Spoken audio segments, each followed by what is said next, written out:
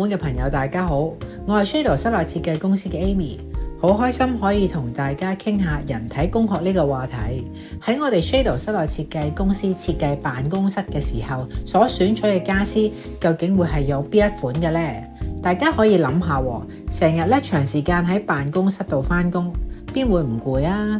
如果辦公室家私唔符合人體工學，唔單止周身骨痛，成個人都唔自在，連返工嘅效率都會大打折扣嘅。最慘仲會係危害你身體健康啊！所以話有張符合人體工學嘅辦公椅對日常辦公嚟講係非常之重要，千祈唔可以忽視嘅。先同大家講下辦公室椅呢一個辦公室嘅必備神器。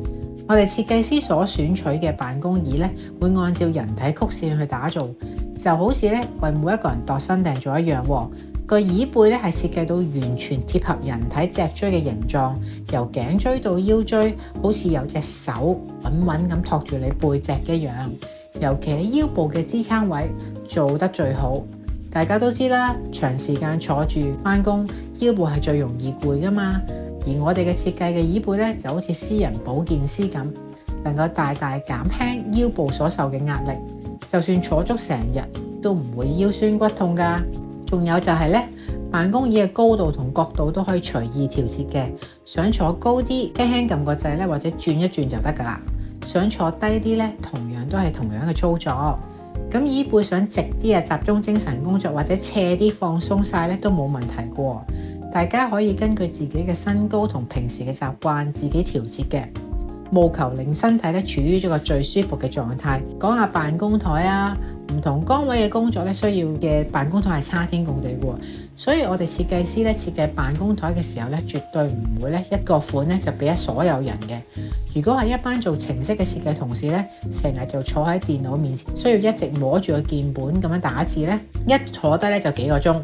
針對佢嘅工作特性，辦公台嘅高度就會設計得低啲。點解咁做呢？因為台面高度啱嘅話佢嘅操作鍵盤就會更加輕鬆啦。手腕同手臂就唔使過度用力，自然就可以減少疲勞啦。如果辦公台嘅高度唔啱，成日保持住同一個姿勢打字隻手腕同個手臂會長時間處於緊張嘅狀態，好容易就會患啲肩周炎之類嘅職業病啊。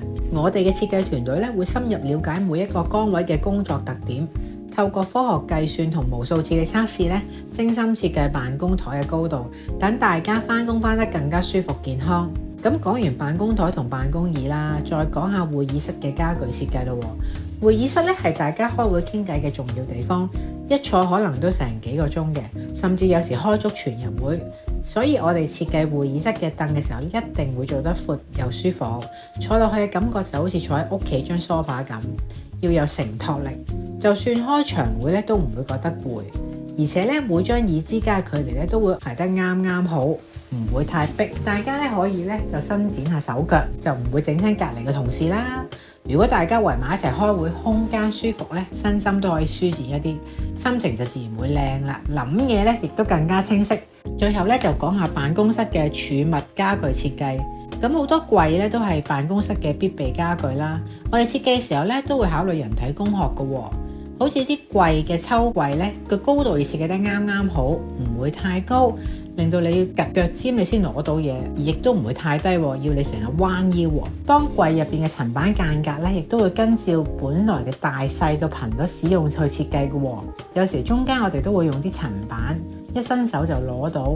大格嗰啲我哋就會放咗唔同嘅層板，可以俾你調節。咁樣大家揾嘢嘅時候就會更加容易啦，唔使成日成個櫃攞晒出嚟先揾到，浪費大家嘅時間。如果方便咗工作流程，就自然更加順暢啦。咁辦公室嘅效率亦都會大大提高嘅。我哋 Shadow 室內設計公司就係將人體工學巧妙咁混喺辦公室家具設計嘅每一個環節裏邊，由辦公台、辦公桌到會議室嘅家私啦，同埋啲櫃桶一樣都係全方位為澳門嘅企業打造一個更加舒適、高效嘅辦公環境。大家坐得舒服，返工返得開心，工作效率自然就會提高啦。公司發展咧亦都會更加順利喎。如果大家對辦公室家具設計有咩疑問咧，或者想為自己嘅團隊打造一個全新舒適嘅辦公空間咧，隨時歡迎聯絡我哋 Shadow 室內設計公司。我哋嘅專業設計團隊一定會根據你嘅需求度身訂造出理想嘅辦公環境嘅。多謝大家收聽，拜拜。